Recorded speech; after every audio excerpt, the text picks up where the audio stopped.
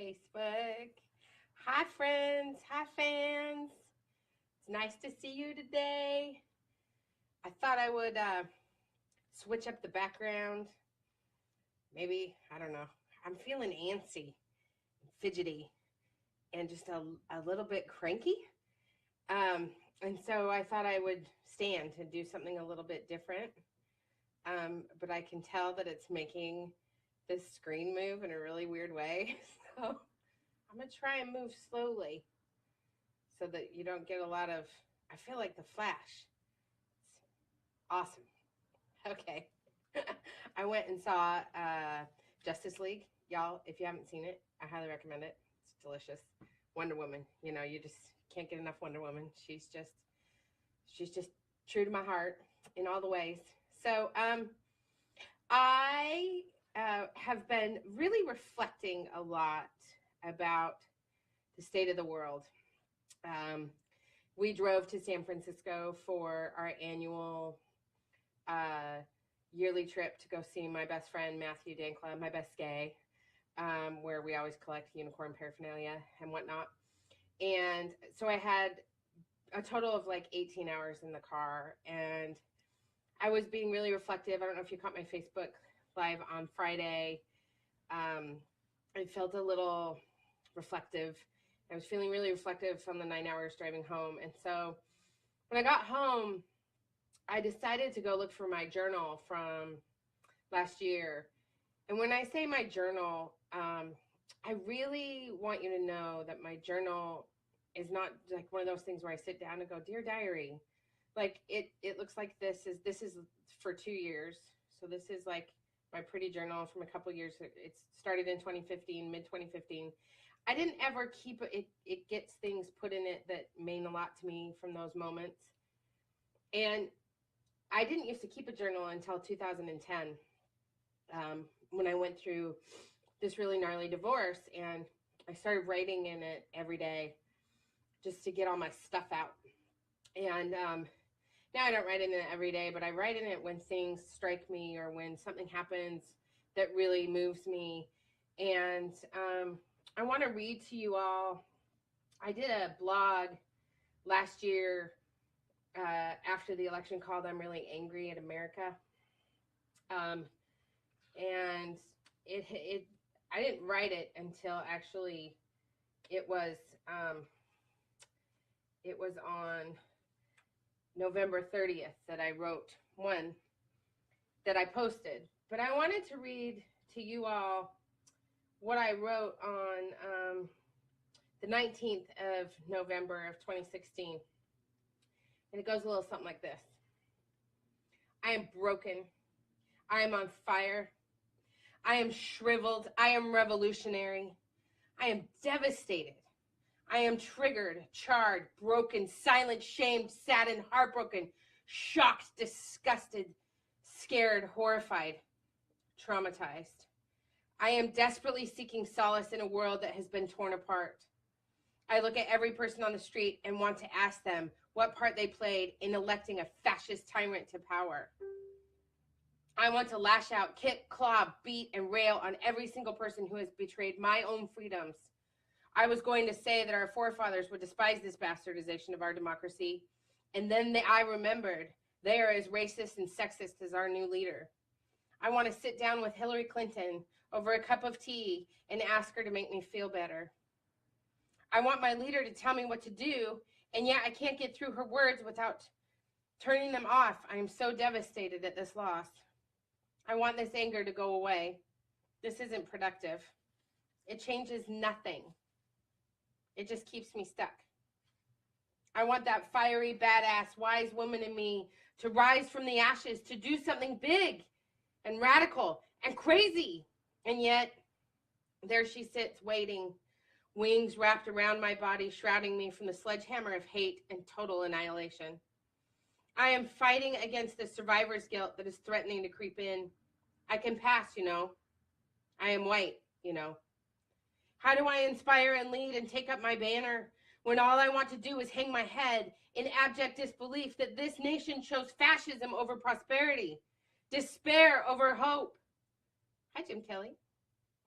choose to believe lies over integrity. People keep saying she wasn't perfect, but to me, she was. She was human with flaws, just like me. She made bad choices and had to correct them, just like me. She made decisions based on the information she had at the time, just like me. She helped me believe that the time had come, that the nation was ready for a woman to fill the role I have wanted to fill since I was in kindergarten, to be the President of the United States of America.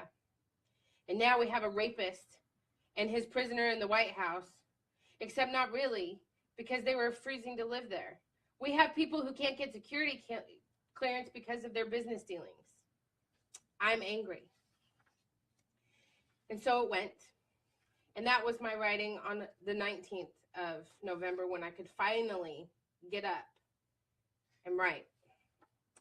And then I posted this really, really kick-ass blog. And it went something like this. On the 30th of November, 2016, a year ago today, or not today, a year ago this week, I feel myself slithering up from the depths of my grief, looking slightly like Gollum from the inside out. A demonic, sinister look in my eye, promising to eviscerate your soul. I am angry, ball-busting, violently angry. I want to claw, gnash, tear out, and slash and burn.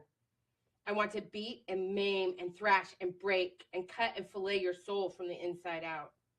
I want to rip your heart from the middle of your body, hang you upside down, and watch you drown on your own blood. I am looking at you from the inside myself, seeing the hands that are not mine, trying to destroy you to the core. I am writhing in a body that feels foreign and slimy and disturbed and vile. I am angry at America. I am angry at you for creating a world I am disgusted to be a part of. Angry that I am embarrassed to raise my children in this hell. Angry that you have brought to the surface the darkness of a nation that I was just beginning to feel safe in. You have destroyed all the faith I had in the road I was traveling. It is vile, disturbed, depraved, disgusting. It is horror and madness. Patriarchy exemplified, matriarchy obliterated.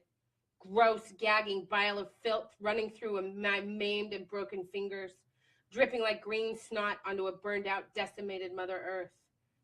As the South African mothers used to say, now you have touched the women, you have struck a rock, you have dislodged a boulder, you will be crushed. I am coming for you in all my vile depravity, America. Consider this your only warning. So, as I read back through those words, and I think about the space I was in a year ago this week, and I think about the space that I'm in today, not much has changed. And in fact, I am sitting here a year later trying to figure out how to shift it. And there's been a couple of things that I've come up with to do that. One is to really expand my reach by doing these Facebook Lives and talking to as many people as possible about fucking shit up and engaging in mayhem. The second thing I'm doing is developing a really kick-ass training with a good friend of mine named Melanie Childers to help women be really tapped into their passion and in this gorgeous state of enlightenment so that they can go forth and run for office if they choose to do so. The third thing that I did was that I developed a training with my friend Brianna Rose Morgan, and I developed this really kick-ass training called Marginalized No More that's all online that anybody could do so that they could resist and persist and insist on a better America. I got myself on Patreon and got myself a Patreon account so that if people want to support the work I'm doing, they can do so monthly for as little as $2 a month. I've been doing all of the things, but none of it matters if I'm not tapped into my own passion.